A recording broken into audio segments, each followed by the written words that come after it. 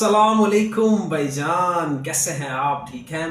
आज की इस वीडियो में बात करेंगे जनाब हमास वर्सेस इसराइल, जिसके दरमियान जो वॉर है उसको आज 13 महीने से ज़्यादा हो चुके हुए हैं।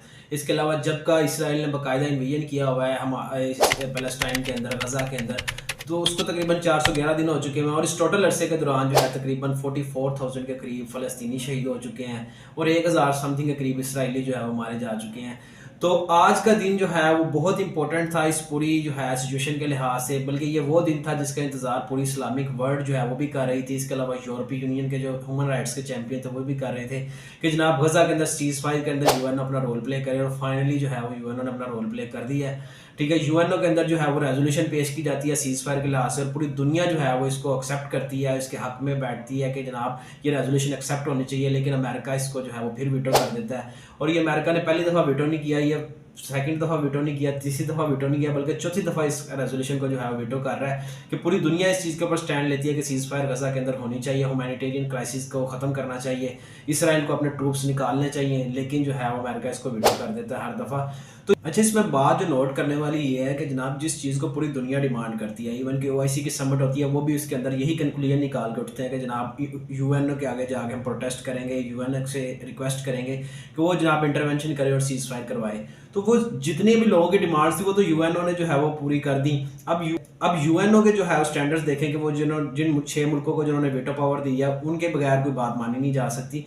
तो यार इसमें जो है ओवरऑल सिनेरियो के अंदर सबसे पहले जो चीज़ नोट करने वाली है वो है यूएसए की डिप्लोमेसी, कि उनका डुअल फेस जो है वो आप देखें कि एक तरफ जो है वो हिजबुल्लाह के साथ लबनान के अंदर वो जो है वो सीज फायर एग्रीमेंट की कोशिश कर रहे हैं। अभी पिछली वीडियो में मैंने बताया कि वो जो यूएस इन्वो है जो है वो उधर जाता है और सीज फायर के लिए रिक्वेस्ट करता है हिजबुल्लाह से, और दूसरी तरफ जो हमास है जो सीज फायर करना चाहते हैं उनके साथ वो सीज फायर नहीं करना चाहता इसराइल के साथ मिलके। क्योंकि ये इसराइल के पीछे मुकम्मल सपोर्ट है यूएसए की, इस लिहाज से कि अगर आप बाइडेन की एडमिनिस्ट्रेशन देखें, वैसे तो कहते हैं ट्रंप बहुत बड़ा हमायती है, लेकिन मैं कहता हूँ बाइडेन से बड़ा तो कोई हमायती साबित नहीं हुआ कि यूएसए जो है वो इसराइल को एनुअली $3 बिलियन की जो है वो एड देता था एनुअली। लेकिन जब के बाइडेन साहब आए हैं और बाइडेन जब का इन्होंने हमास के ऊपर अटैक किया वो तकरीबन $14 बिलियन उन्होंने एड कर दी हुई है यूएसए ने।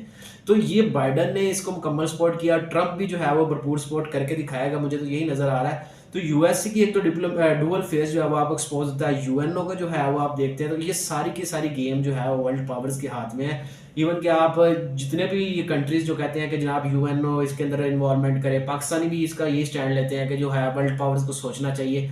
तो ये सारी की सारी वर्बल कंडेमनेशन होती है, इसकी हकीकत से कोई तल्लुक नहीं होता। आपके सामने ही है कि यूएनओ ने जो स्टेप लिया, लेकिन यूएनओ को उठा उन्होंने बाहर मारा है वीटो पावर के जरिए।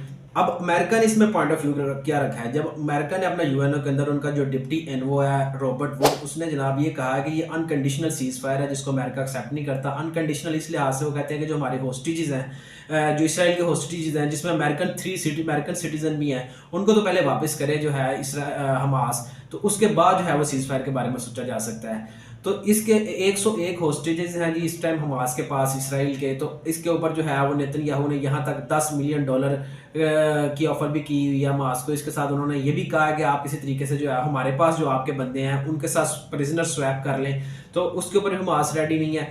हमास का जो है वो एक मुकम्मल इसके ऊपर स्टांस है कि वो कहते हैं कि जनाब आप मुकम्मल तौर पर ट्रूप्स एग्जिट करें, मुकम्मल तौर पे जो है वो इसराइल अपनी इन्वॉल्वमेंट बंद करे और फिर जो है वो इन होस्टेजेस को जो है वो फ्री करेगा। लेकिन इसराइल जो है वो इस पोजीशन में नहीं आ रहा और ना वो इस चीज़ को एक्सेप्ट कर रहा है। अब बात ये रह जाती है कि जनाब इसका फिर फाइनल एंड क्या होगा। इसका फाइनल एंड जनाब अभी तक तो जो सिचुएशन चल रही है ये आपकी सारी की सारी जो मिडिल ईस्ट क्राइसिस जिसे मैं कहता हूँ वो आपको पता है वो गजा से स्टार्ट होता है, 6 अक्टूबर के बाद स्टार्ट होता है। उसके बाद जो है वो इसराइल अपने जो है हैंड्स एक्सपेंड करता है, वो हिजबुल्लाह की तरफ जाता है, लबनान में अटैक करता है, ईरान के साथ डायरेक्ट फाइट में आता है, इस्माइल हानिया की शहादत, या सिनवार की शहादत, ये सारे सीरीज ऑफ इवेंट्स जो हैं ये आपके गजा से निकलते हैं।